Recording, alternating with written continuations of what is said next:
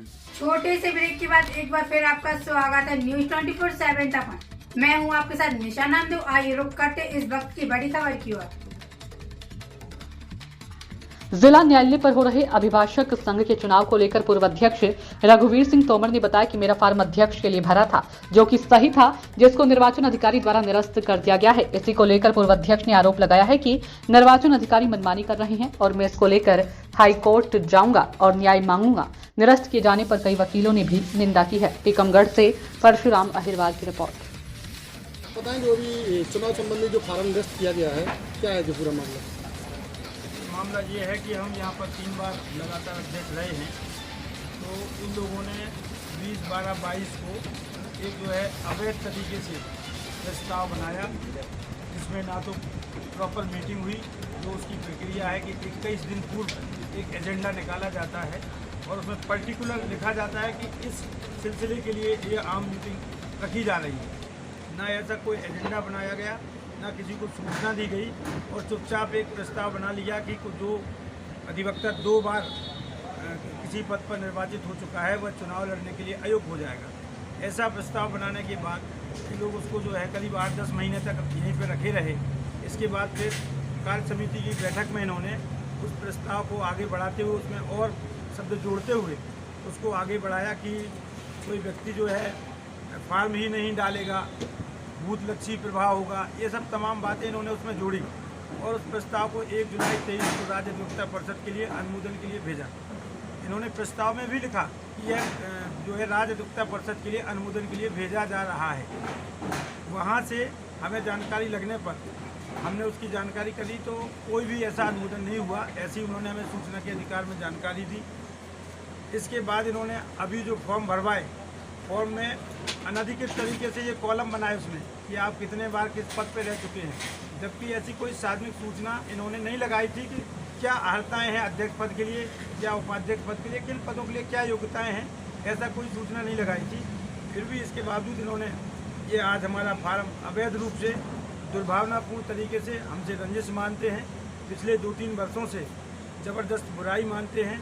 हमारे जो अधिवक्ता संघ के जो ग्रुप हैं उन पर भद्दा लिखते रहे हैं और अभी भी लगातार उल्टा सुल्टा लिख रहे थे। हमसे लगातार बुराई होने के कारण पिछले 1 महीने पहले, लगभग 1.5 महीने पहले 15 तारीख को एक जनरल मीटिंग जो है उसकी चुनाव अधिकारी के लिए रखी गई थी, जिसमें उन्होंने स्वयं को ज़बरदस्ती जो है चुनाव अधिकारी घोषित कर लिया।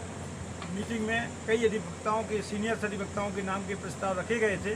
चूँकि अध्यक्ष उनके बनाए हुए थे, सेक्रेटरी उनके जूनियर थे, रजिस्टर उनके हाथ में था, किसी भी अधिवक्ता के नाम का प्रस्ताव का उसमें उल्लेख नहीं किया और स्वयं जो है अपने आप को कि मैं चुनाव करवा सकता हूं, मुझे निर्वाचन अधिकारी बनना है। कुछ लोगों ने तालियां बजा दी, निर्वाचन अधिकारी बन गए और उस मीटिंग में भी उन्होंने कहा कि मैं इसलिए चुनाव अधिकारी बना हूँ कि रघुवीर सिंह तोमर का हमें आवेदन निरस्त करना है। और इस पे कहा गया था? हाँ, आपसे कहा कि सभी अधिवक्ताओं से कहा, खुले रूप में कहा, सामूहिक रूप से एक बार नहीं कई बार कहा गया इस बात को। इस मामले आप किस नजरिए से देखते हैं इसको?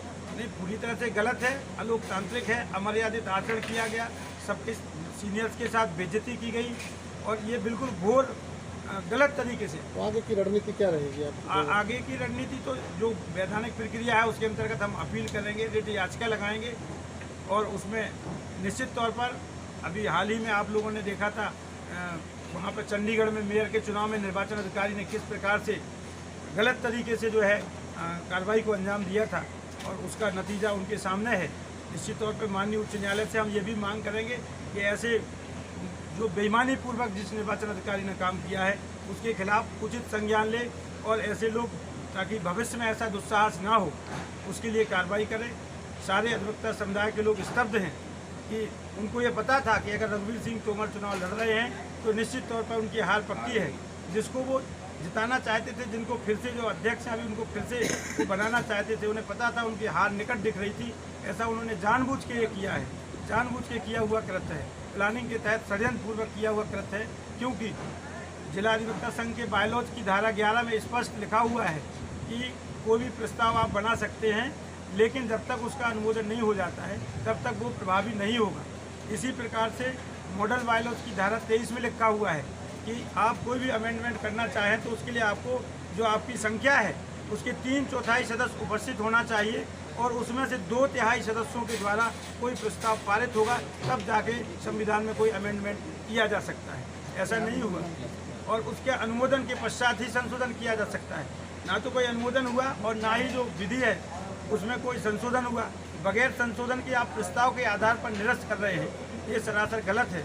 और जिसका हवाला इन्होंने दिया है खारिज करने में, वो जो है इस प्रकरण से बिल्कुल विपरीत था, लेकिन इसके बावजूद भी उन्होंने मनमानी करते हुए क्या हवाला दिया था इन्होंने जो फॉरेन इन्होंने इन्वेस्ट एक केस लॉ का हवाला दिया है, Lahore bar association versus state bar council of MP 2018 का।